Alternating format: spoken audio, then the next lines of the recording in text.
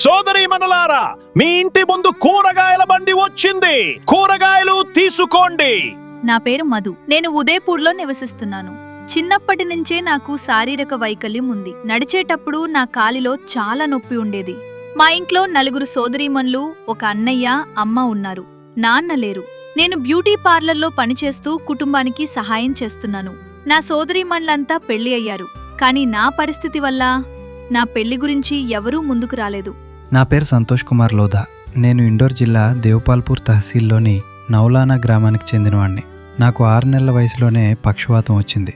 అప్పటినుంచి నా జీవితం సవాళ్లతో నిండిపోయింది.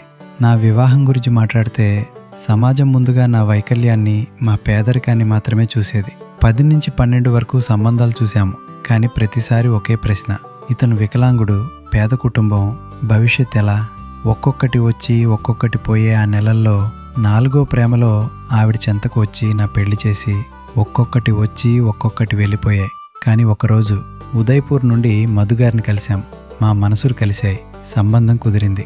వివాహం కూడా నిశ్చయమైంది. మీ ఆశీర్వాదాలతో మేము కొత్త జీవితాన్ని ప్రారంభించబోతున్నాం. మా వివాహం మార్చి 14 మరియు 15 తేదీల్లో నారాయణ సేవా సంస్థానంలో జరగబోతోంది. వినయపూర్వకంగా చేతులు జోడించి మీ అందరినీ మా పెళ్లికి రావాలని, మమ్మల్ని ఆశీర్వదించాలని కోరుతున్నాను.